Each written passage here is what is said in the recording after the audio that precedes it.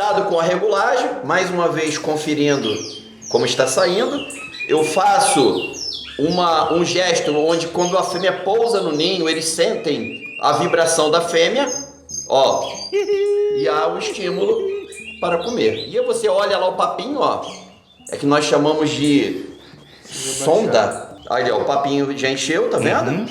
E a gente estimula o próximo.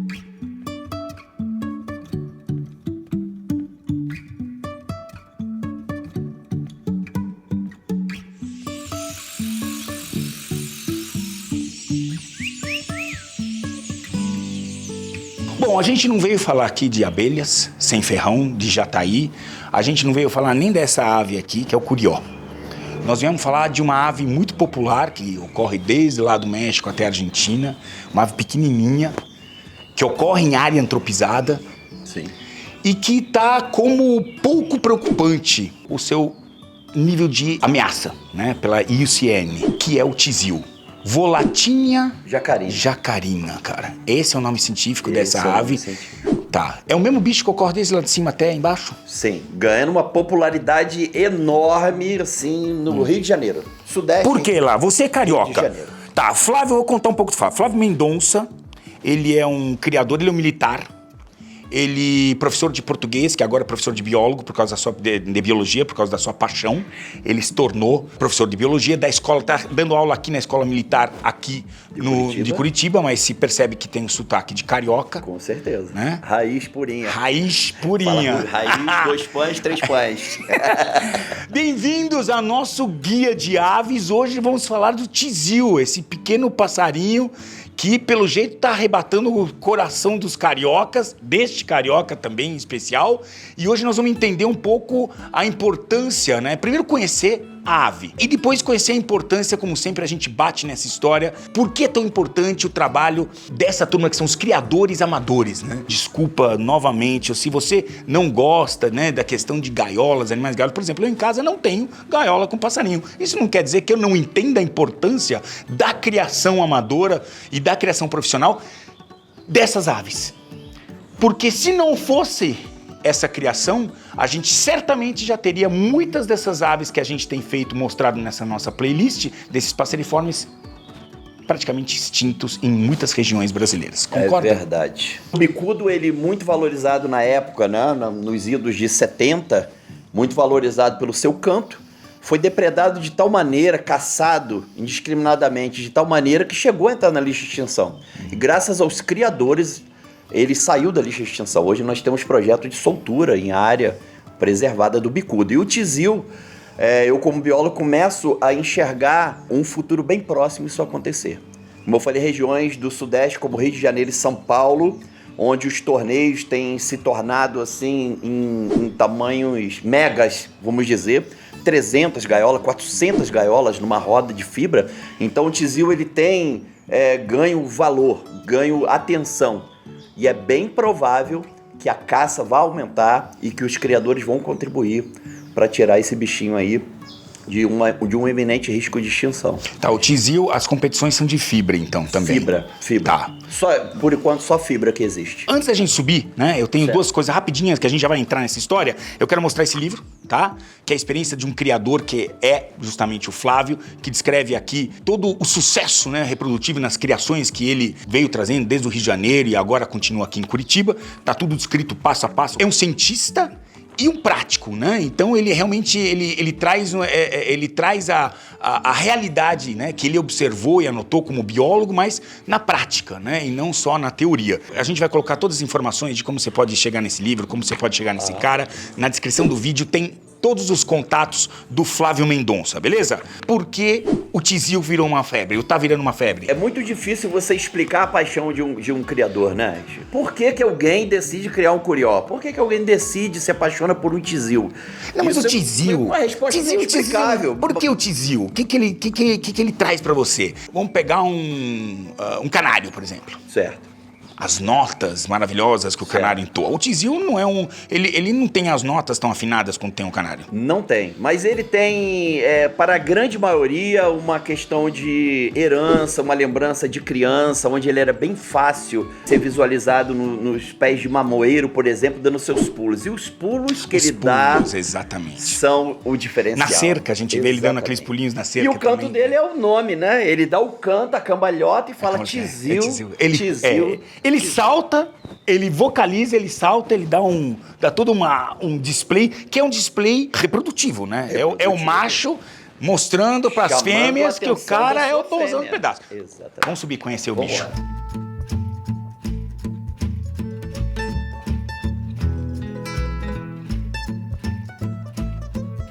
Bom, eu quero conhecer porque nós temos dimorfismo sexual, né? O macho é diferente da fêmea, certo? Certo. Esse é um campeão lá do Rio de Janeiro, tem vários troféus. Quando eu adquiri o Anjo lá do Rio de Janeiro, ele já tinha 17 troféus nessas megas rodas que ele participou. Quando chegou aqui no Paraná, ele sentiu muita variação do clima. Ano passado ele sentiu. Como eu tinha comentado com você, Richard, uma das coisas que a gente defende muito o tempo todo é algo pouco compreendido pelos criadores, que é a transição da alimentação das sementes para a estruzada, não é? E o Anjo, ele veio viciado em semente. Então, ano passado eu não consegui reproduzir com ele. Ele estava um pouco gordo, gordura abdominal, proveniente dos ácidos graxos da semente. E na muda eu consegui passar ele para a estruzada. Hoje ele come estruzada exclusivamente. E passou a reproduzir maravilhosamente esse ano e já tem um troféu primeiro lugar. Qual do que é Paraná. a 250 aqui que vocês dão? A SR 250 da Selecta, que nós damos para elevar o nível de proteína. E a base, né? Que é a natural. Tá, um macho, certo? Macho também. As E meninas, esse é cadê as macho. meninas? Cadê as meninas? Tá lá dentro da sala de criação. Esse é um macho mais jovem que já está reproduzindo também. Ele muda as suas cores, né? Muda. Nota que ele tá mudando ainda aos poucos, ele não é totalmente negro, porque ele é bem jovem, ó. Ele é 4/6/2019. É o nascimento dele. Aqui a gente deixa para que ele exercite, faça voos e traga saúde para ele. Vamos só lembrar, olhando bem para esse cara, que ele é um negro azulado, né? Pra gente depois olhar as meninas e entender por que dimorfismo. Dimorfismo é diferença, né? Machos e fêmeas são diferentes, né? Isso.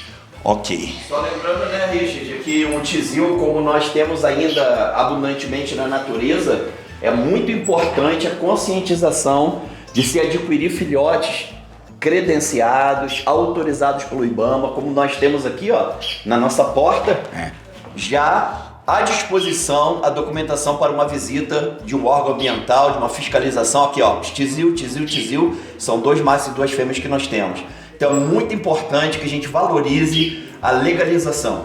Anilha fechada. Tá? Isso quer dizer que esse animal, vocês vão entender isso, até infelizmente, como a gente chegou um dia atrasado na questão dessa nossa gravação, a gente não pôde acompanhar a colocação de uma anilha fechada no filhote, porque se passa, isso tem que ser uma janela muito estreita, né, na vida desse jovem passarinho que nasceu. Eu vou falar o termo popular, que não é politicamente correto, porque agora temos o termo que nasceu em cativeiro, porque ele falou, em cativeiro parece uma coisa ruim, né? Nasceu dentro de uma gaiola, tá? Que chama-se, nome bonito, conservação ex situ, que é fora do ambiente natural. Então ele nasceu e essa janela, se você passar um dia, ele já não entra mais anilha. Isso prova, essa anilha fechada, de que esse animal realmente nasceu dentro de um espaço controlado, de um criadouro, porque senão não seria possível. Na natureza o cara não teria essa condição de colocar essa anilha fechada, né? Então nós perdemos essa possibilidade, mas a gente vai ver quem é o cara. São essas anilhinhas. São esses exemplares de aço, inviolável. Não? Que vem de onde? De onde vem essas anilhas?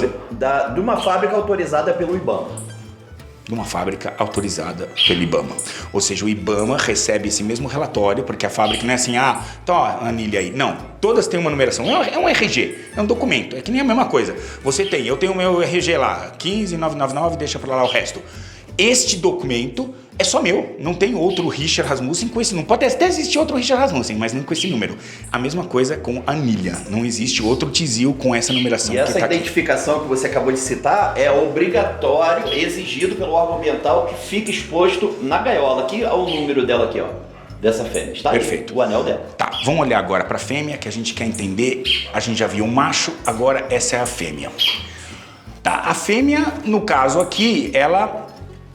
Como a maioria, né, quase a totalidade das fêmeas dos passarinhos, ela tá aqui, ela não tem o canto que o macho tem, né? O macho, só o macho que tem, porque ele tem essa função de ser encantador, né? Exatamente. E a fêmea, ela tá aqui com o objetivo reprodutivo, né? Porque o macho você usa nas competições de fibra.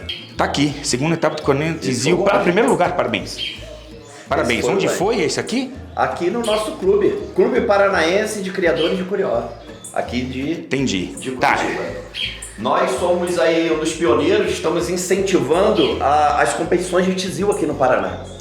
Não era muito popular. Existia, em 2 anos não existia. A partir do ano passado começamos a incentivar. Ó, e você sacaneou também, né? Você chegou, só tinha você levou o primeiro lugar? Pô, não, mas existe uma turma aí muito apaixonada. Eu não ia perder nunca a piada. Essa fêmea aqui, deixa eu mostrar pra você, ela está em choco, tá vendo que a gente faz um controle. Ela foi galada pelo Zeus, que é aquele filhote lá fora, que nós vimos, ela fez uma postura dia 11, provavelmente os filhotes nascerão, se tudo der certo, que com certeza dará, dia 21. Tá. Depois que nós passamos as nossas aves para a ração extrusada, nós estamos conseguindo essas marcas incríveis. Olha aí, ó. Tempo de eclosão do Tizil é diferente do Curió e do Bicudo. Curió e Bicudo 13 dias, Tizil 10. 10 dias. 10 dias. É um ser menorzinho, então ele desenvolve bem mais rápido. Tá, você tem aí um filhote com quanto tempo? Nós temos aqui, ó, um filhote nascido no dia 8/10. Esse controle aqui é importante pelo que você falou. Quando esse filhote nasce, eu vou lá no meu sistema, eu cadastro o IBAMA e declaro o nascimento. Anel tal, nascido tal dia. Você tem que fazer essa declaração. Oh, meu Deus, que coisinha pequenininha. Já tá anilhado, como vocês podem perceber, ó. Nossa, que muito minúsculinho, cara. E nota, Richard, que independente se é macho ou fêmea esse filhote, a pele do Tizil, ele nasce com a pele bem negra. Escura, né, cara? Bem é negra, verdade. Já característica bem da espécie. Aqui tá o extrusado, né? SR200, eventualmente foi um pouquinho de semente misturada aqui, mas é SR200 e a nossa Natural Selecta. E aqui são as papas, né? Papa de ovo amarela. Tá. Na natureza, esses caras gostam muito de semente de gramíneas, né? Isso, é o que nós falamos. Uma ave hoje, na natureza, ela come alpiste? Não. Um curió, um tizil, ele come, por exemplo, um milho-alvo painço. Se você for ali na natureza, no campo, você não vai achar essas sementes. Essas sementes são importadas do Canadá e Argentina. A gente não tem produção em larga escala. Então há um erro muito grande de interpretação do criador, principalmente os antigos, de achar que a ave come alpiste e milho-alvo painço na natureza. Ele não come, são sementes naturas, verdes. No caso do curió, aquela capim-navalha, que é a tiririca. No caso do tizil, o capim-marmelo, o colonião, que é o tendão do capim-colonião. Então são sementes. A maioria da dieta das aves na natureza são insetos. Então, isso é muito importante. São insetos. Insetos têm nível alto de proteína. Exatamente. Né? Onde a ração extrusada vem balancear isso, vem suprir isso. Eu considero que a ração extrusada ela veio substituir qualquer tipo de alimento, tanto de inseto como de semente. Tá funcionando. Balanceado. Perfeito. Você veio, Jesus? Não, tô vendo. Perfeito. Me surpreenda. Aqui, ó. Surpreender. Não é o alvo, mas só para ilustrar, já te mostro mais Tizil. Nasceram ontem 2 curiosinhos. Ontem, cara. Eles vão ser anilhados quando? Serão anilhados com 5 dias. Com 5 dias. O Tizil com 3, o curió com 5. A nossa farinhada, né, que a gente usa da Selecta, que seria essa farinhada aqui. A papa de ovo, sim. A gente cozinha ovo de galinha para fornecer uma proteína animal a mais. Nós vamos fazer uma ali para te mostrar. Quando eu diluo A minha papinha, eu coloco glóbulos de homeopatia veterinária. Homeopatia para fortalecer o sistema imunológico da nossa ave. Ah, legal. No nosso livro a gente defende a homeopatia veterinária como uma alternativa natural que não tem contraindicação, tá? E a ração extrusada. Então eu forneço essa homeopatia em doses. Fica dentro de um isopor para evitar qualquer tipo de influência. Então nós fazemos esse composto que ele previne a salmonela, a colibacilose e a coccidiose. É um crime você dar uma medicação alopática para um filhote dessa idade. Então tem gente que dá antibiótico, tem gente que dá uma medicação que é curativa para a coccidiose para um filhotinho desse, onde o trato gástrico dele ainda está em formação. Entendi. Quando você joga isso no filhote, você acaba com a flora intestinal do passarinho. Entendi. O passarinho, quando faz 2, 3 meses, morre. Fraco. Então opte pela homeopatia veterinária, é algo maravilhoso. Baita dica. Deixa eu ver o que você vai fazer agora. Vamos lá. Vamos fazer aqui, ó. Que cara simpático. Ô, esse cara já veio aqui, não? Esse cara é simpático, mano. Um cara legal, mano. Sempre tá tratando das minhas aves comigo, ele aí, ó. A higiene é fundamental, né, Richard? Então, as seringas alimentadoras, elas ficam mergulhadas em um álcool 70. Para eliminar qualquer tipo de interferência aí bacteriana ou protozoária. A gente vai pegar um pouquinho de água ali do meu filtro de barro, que é outra coisa que eu recomendo, que é o filtro da vovó. Livra de metais pesados, né, Richard? A água tá sempre fresquinha. Eleva o pH da água, que é muito importante pro organismo dos nossos pássaros. Então nós usamos a Nutrition 250, 25% de proteína. Desenvolvimento do filhote é importante, tá? Isso só para os filhotes, né? Para os filhotes. Você usa a 250 o ano todo para tuas aves ou só na época de muda reprodutiva? O ano todo. O ano todo. Existem vários tipos de extrusado para cada fase da vida do animal. Não, mas o 250. Não, 250 só para filhote. Só para filhote? Só para filhote, papinha de filhote. Tá, os adultos na época de muda, não. Época de muda é SR200. SR200. 20% de proteína. Lembrando aqui, eu não vou fazer porque nós deveríamos esperar um pouco a nossa homeopatia diluir na água, então não vou diluir agora por uma questão da gente demonstrar. Então nós fazemos aqui uma papinha tranquila. Dentro da nossa experiência, a gente já sabe quantidade, consegue ver aqui o grau de umidade. Mas eu vou falar que é muito importante, porque é uma coisa que a Selecta sempre quer reforçar. Tá vendo isso aqui atrás? Não tem nenhum desenho aqui atrás, né? O desenho tá aqui, bonitão na frente, né? No verso tem instruções de uso. Leia. É bom, tá? Exatamente. Então nós temos aqui essas seringas que é muito importante ter a sua regulagem para não matar o filhote sufocado. Principalmente para quem não tem a prática. Você usa ela bem concentradinha, né? Ela tem uma umidade aqui suficiente. Como aconteceu lá nas nossas caixinhas de abelha, eu gosto de desenvolver tudo. Eu mandei fazer no torneiro mecânico uma de metal, se adapta a qualquer seringa. Tá. Mas vende essas aqui para quem quiser. Então vou colocar bem pouquinho aqui, ó. A gente pressiona, olha lá como sai, ótima, ó. Tá. E você então regula aqui e nós vamos pegar os filhotinhos para você ver a alimentação.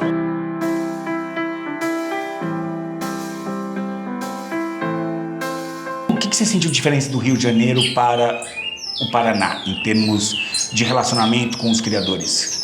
Sim, a diferença foi muito grande, Richard, porque nós temos uma legislação estadual muito rígida para os criadores aqui. Rígida, às vezes rígida pode ser entendida como boa, às vezes rígida pode ser entendida como má. Para você, eu estou entendendo que ela não está sendo boa, na verdade. Por quê? Rígida no sentido de limitação de número de filhotes para ser reproduzidos. Um exemplo, no Rio de Janeiro, 35 filhotes eu posso reproduzir. Como um criador amador. Aqui no estado do Paraná, apenas 10. Tá. Então você nota, ó, 2 filhotes de tizil, mais aquele que você viu 3, mais 2 filhotes de curió, 5. Ah, você está falando em todas todo o plantel, não por espécie? Toda temporada. Não por espécie? Todo plantel. Por todo o plantel. Por CPF. E onde você acha que isso prejudica a conservação? Prejudica porque cada filhote desse que eu deixo de reproduzir, né, em ambiente doméstico, é uma ave que é comercializada no câmbio negro. Infelizmente. Quer dizer, não faz sentido você ter essa limitação? Não faz sentido. Eu creio tão estreita. Eu creio que os criadores em qualquer estado, seja no Paraná, qualquer estado do Brasil, deveria ser incentivado. Deveria ter um número ilimitado desde que você comprove o que eu estou te comprovando aqui. Abram a cabeça. conservação se faz aqui. Já passou da fase daqui. A fase daqui é quando você tem 18 anos. Quando você tem 30, você começa a usar a cabeça. Ok? Tá? E depois, tudo isso termina aqui, ó, no bolso. Custa dinheiro. Os órgãos ambientais deviam estimular, apoiar cada vez mais isso, porque vocês vão precisar desses caras. Escuta o que eu tô dizendo, vocês vão precisar desses caras. Mas vamos voltar para lá. Cuidado com a regulagem, mais uma vez conferindo como está saindo. Eu faço um gesto onde quando a fêmea pousa no ninho, eles sentem a vibração da fêmea, ó, e há o estímulo para comer. E aí você olha lá o papinho, ó, é que nós chamamos de sonda. Aí, ó, o papinho já encheu, tá vendo? E a gente estimula o próximo. Isso a gente faz com o maior prazer, com o maior carinho, como você tá vendo, é uma prática que para nós é patriótica, emocionante, vibrante, ajudar uma fêmea a criar um filhotinho assim. Bom, gente, este é o Tizil. Eu tinha esquecido de pedir para vocês, mas vou pedir agora ao final de todo esse processo aqui que você dê um like. Por favor, dê um like para que a gente possa fazer com que esse conteúdo seja o mais vasto possível, mais pessoas possam assistir para entender de verdade todo esse processo que envolve a conservação ex situ, tá? Na descrição do vídeo você tem todas as informações, o canal de YouTube do Flávio, você tem as informações dele, do negócio do livro, você tem tudo que você precisa saber do Flávio, da vida dele, vai estar na descrição do vídeo. Não precisava dizer que foi uma satisfação, a sua voz demonstra que você é professor e militar. Muito obrigado por ter nos atendido na sua casa, na sua hora de lazer e para mostrar a sua paixão. Muito obrigado, em nome dos criadores, nós agradecemos a sua voz. É a minha missão. Eu encarei, eu tenho 50 anos de idade e eu também fiquei tempo demais calado. Primeiro que eu acho que para aprender o suficiente para poder abrir minha voz. O que é um erro, infelizmente, as pessoas, qualquer um que tem boca hoje, infelizmente, claro, tem direito a falar. O problema é quando fala bobagem. Então, eu permiti 50 anos escutando muito e falando pouco. Agora é a hora onde eu vou falar aquilo que eu aprendi nesses 50 anos. Nós estamos mudando a cabeça de muita gente que pensava de uma maneira obtusa, porque é muito fácil segurar na bandeira da Concili, tudo lindo, a natureza, as aves voando, os peixes nadando, os outros correndo, é muito lindo. A verdade é que nós estamos crescendo de uma forma geométrica, nós seres humanos, ok? O agronegócio tá aqui para alimentar a gente. Não adianta se algum ser humano se alimentar de fotossíntese, eu vou ser o primeiro a aprender a técnica, eu serei o primeiro a fazer fotossíntese. Enquanto isso, a gente se alimenta, não importa se você é vegano, vegetariano, onívoro, da agropecuária. Ponto final. E a gente tem que entender e conciliar isso. Quando você tem pouco, você guarda. Exatamente. Quando você tem muito, você maneja e usa. Tamo junto. Obrigado, vamos lá. Meu irmão. Tá aquele pau. Obrigado.